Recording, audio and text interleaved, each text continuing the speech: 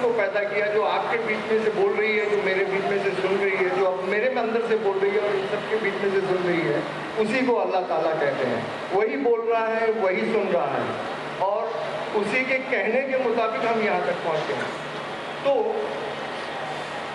जो पत्थर की मूर्ति की पूजा कर रहे हैं, वो पत्थर के अंदर नूर को देखते हैं और उस नूर की पूजा करते हैं, जिसे कहा है उस नूर को जिसने जहां देखा।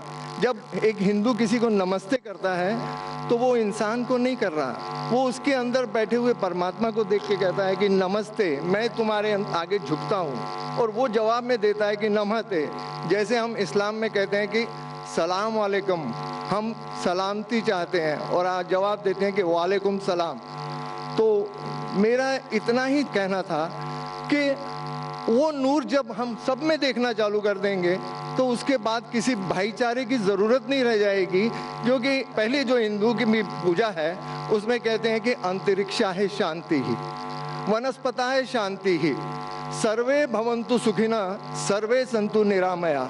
मतलब अंतरिक्ष में तारे भी शांत हों, जंगलों में वनस्पतियां शांत हों, सभी लोग शांत हों, सभी लोग सुखी हों। ये प्रार्थना, ये एक हिंदू धर्म की बुनियाद है और हर धर्म की, इस्लाम की, हिंदू धर्म की, सिखिज्म की, सभी ने हर एक की भलाई और हर एक की शांति, हर एक के भाईचारे की बात की है। अगर इसमें कुछ आपको गैर वाजिब लगे तो मुझे। नहीं, भाई साहब अवतार सिंह, आपने बहुत अहम सवाल किया और एक बेहतरीन सवाल किया, और इस सवाल के ज़रिए कुछ लोगों के दिमाग में जो गलत फहमी वो भी इंशाल्लाह दूर हो जाएंगी, और आपके साथ जो गलत फहमी वो भी इंशाल्लाह दूर हो जाएंगी। आपने बिल्कुल सही फरमाया कि हिंदू धर्म ने हिंदू ये समझते हैं कि जब पत्थर को पूछते हैं तो एनर्जी, आपने साइंस के बारे में कहा एनर्जी है, आपके इसमें एनर्जी, मेरे इसमें, मैं एनर्जी के बारे में बिल्कुल मुझे कोई इख्तिलाफ नहीं है, एनर्जी है। लेकिन ये कहना कि ये एनर्जी अल्लाह है, ये एनर्जी खुदा है, ना कुरान में लिखा है ना वेद में लिखा है। पॉइंट नंबर 1, ये आपकी गलत फहमी है कि ये एनर्जी खुदा है। कुरान में लिखा है कि उसके जैसा कोई नहीं है, there is nothing like it, वलम यकुल लहू कुफुवन अहद, उसके जैसा कोई नहीं है। यही चीज बाइबल में लिखा है, there is nothing like unto it in the heaven above, in the earth beneath, in the water beneath the earth. भगवान के जैसा मुमकिन ही नहीं कोई भी चीज, आसमान में हो, धरती पे हो, जमीन पे हो, ना कंकर, ना पत्थर, ना मूर्ति। वो ही लिखा है वेद में, न तस्य प्रतिमा अस्ति, उस भगवान का कोई अक्स नहीं, कोई पेंटिंग नहीं, कोई फोटोग्राफ नहीं, कोई मूर्ति नहीं। तो ये लिखा है धार्मिक किताबों में, लेकिन धर्म के मानने वाले अपनी आसानी के लिए तब्दील कर रहे हैं। मिसाल के तौर पे आप सपोज बिजनेसमैन हैं, आप एक कंपनी के मालिक हैं, आप एक अपना पुराना उसूल, किस तरीके से कंपनी चलना चाहिए, उसूल से चलते आ रही है। आपके कोई नई मैनेजर आते उसूल को बदल देते हैं, आपके उसूल के खिलाफ काम करते, बोलते क्या ये और बेहतर होगा, इससे मुनाफा ज़्यादा होगा। आपके उसूल है कुछ, आपके उसूल होंगे क्या मैं ईमानदारी से काम करूं, आपके मैनेजर के उसूल होंगे ईमानदारी को छोड़ो, पैसे ज़्यादा कमाने का। आपको जब पता चलेगा आपका मैनेजर आपके उसूल को तोड़ रहा है, बोलेगा मालिक ज़्यादा पैसे मिलेंगे, रिश्वत दो। आप उससे सहमत है? आप बोलेंगे ज़्यादा पैसे छोड़ो, मिलते क्या नहीं मिलते, रिश्वत देना हराम है। तो इस तरीके से अल्लाह ताला ने बुनियादी बातें कह चुकी है किस तरीके से उस ईश्वर की इबादत करना। अभी इंसान अपनी गलतफहमियों में अल्लाह ताला, खुदा, ईश्वर की बात छोड़ के खुद के तरीके से इबादत करने लगते हैं। और हम क्या कर रहे, उस अजीम खुदा को गाली देते हैं। हम कहते हैं कि खुदा ने बेटा जना, अस्तगफुरुल्लाह। हम खुदा को उस मूर्ति में ले आते, जब लिखा हुआ है श्वेता उपनिषद में, यजुर्वेद में, ना तस्य प्रतिमा अस्ति, उस ईश्वर की प्रतिमा नहीं है, हम मूर्ति बनाते हैं। मिसाल के तौर पे अगर मैं किसी को मदद करता हूं और अगर वो शख्स मुझे जानता नहीं, जाकिर कैसा दिखता है, मिसाल के तौर पे श्रीलंका में मैं एक स्टूडेंट को मदद करता हूँ, रोज़ 10,000 रुपये भेजता हूँ। उसको पता नहीं जाकिर के साथ क्या करता है, वो कॉकरोच बनाता है, कॉकरोच, और रोज़ सुबह को बोलता है जाकिर शुक्रिया। जब मुझे पता चलेगा उसने मुझे कॉकरोच बनाया, क्या मुझे खुशी होगी? भले वो मुझे कुछ खाली दिल में कहता था जाकिर शुक्रिया, काफ़ी है, शुक्रिया नहीं भी कहता था चल जाता था, लेकिन मुझे कॉकरोच बनाया, इंसान से कॉकरोच बनाया। मुझे फर्क पड़े ना पड़े, वो तो बेवकूफ़ बन रहा है ना, कैसा बेवकूफ़ इंसान है। मुझे भले फर्क ना पड़ा, मैं दयालु, जान देना मुझे कॉकरोच में क्या फ़र्क पड़ा, मैं बोलूँगा क्या बेवकूफ़ इंसान है, क्या बेवकूफ़ इंसान है कि कॉकरोच के सामने झुक रहा है।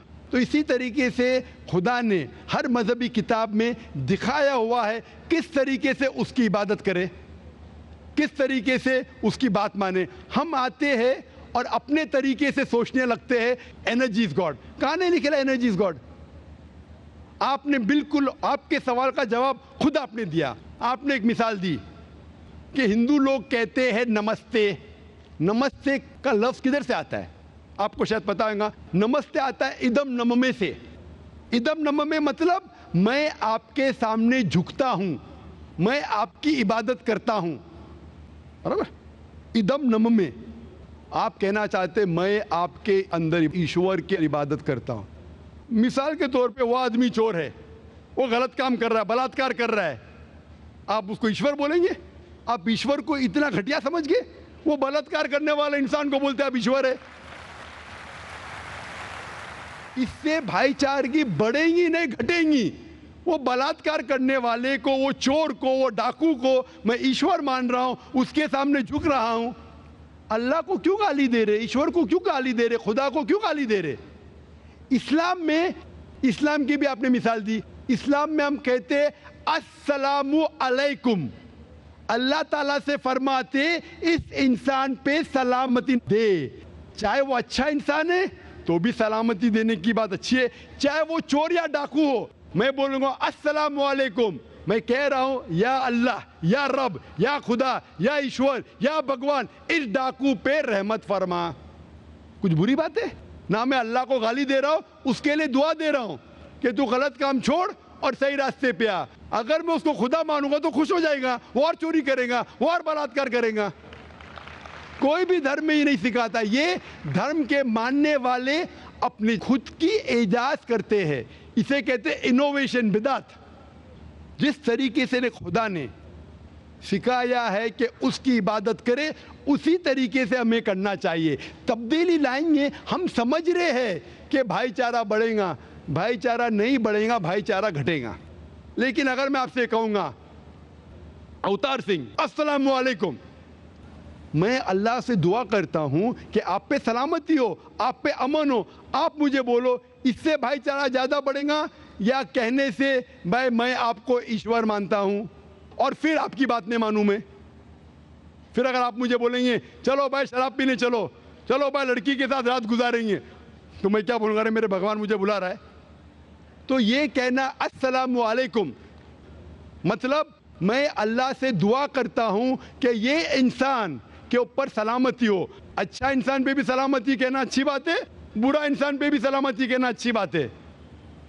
तो इस तरीके से इस्लाम में जो ग्रीटिंग है उससे किसी को नुकसान नहीं होता है, ना it is hypocrisy, it is the best way of भाईचारा। और कुरान में कहा गया है सूरह निसा में, सूरह नंबर 4 आयत नंबर 86 में 86, वह इज़ा हुई तुम, मतलब अगर कोई आपको सलाम देता है तो आप उससे अच्छा सलाम दो, कम से कम उस जैसा, क्योंकि अल्लाह ताला हिसाब रखता है। मतलब अगर आप अस्सलाम वालेकुम कहेंगे, मुझे कहना चाहिए वालेकुम अस्सलाम व रहमतुल्लाह। अगर आप कहेंगे अस्सलाम वालेकुम व रहमतुल्लाह, मैं कहूँगा वालेकुम अस्सलाम व रहमतुल्लाह व बरकातहू, और बेहतरीन होना चाहिए या कम से कम यकसा। इस आप लोग अस्सलाम वालेकुम अस्सलाम, अल्फाज वही है लेकिन दिल से आ रहा है वालेकुम अस्सलाम, इसमें भी जज्बा ज़्यादा है, ये भी बेहतरीन है। तो कुरान में लिखा है कोई भी आपको सलाम करता है उससे बेहतरीन सलाम दो, या उससे बेहतर ना कर सको कोई कहा अस्सलाम वालेकुम व रहमतुल्लाहि व बरकातहू, कम अज कम उतना दो, वालेकुम अस्सलाम व रहमतुल्लाहि व बरकातहू। ये तालीमात कुरान में, इससे भाईचारा बढ़ता है। तो गलत तरीके से इबादत करना जो वेद के खिलाफ है, कुरान के खिलाफ है, बाइबल के खिलाफ है, ग्रंथ के खिलाफ है, वो करने से भाईचारा नहीं बढ़ेगा बल्कि घटेगा। तो इसीलिए हम ये जाने, ईश्वर जो हमारा बनाने वाला है, हमारा खालिक है, वो जानता है कि किस तरीके से उसकी इबादत करना चाहिए, वो बेहतरीन जानता है। मिसाल के तौर पे आपको डॉक्टर कोई दवाई देता है कि ये लाल गोली सुबह को लेना, हरी गोली दोपहर को लेना, आप बोलेंगे छोड़ो हरी लाल, मैं नीली गोली खाऊंगा। अरे वो डॉक्टर है, वो जानता है। तो इसी तरीके से हमारा खालिक, हमारा मालिक खुदा है, उसकी बात के ऊपर अमल करना। इसीलिए जो इंसान खुदा की बातों पे अमल करता है उसे कहते हैं इस्लाम, मतलब सबमिट, ही is called as a Muslim. तो जो कोई अल्लाह के मुताबिक चलता है उसे कहते हैं person who submits his will to god. Hope that answers the question.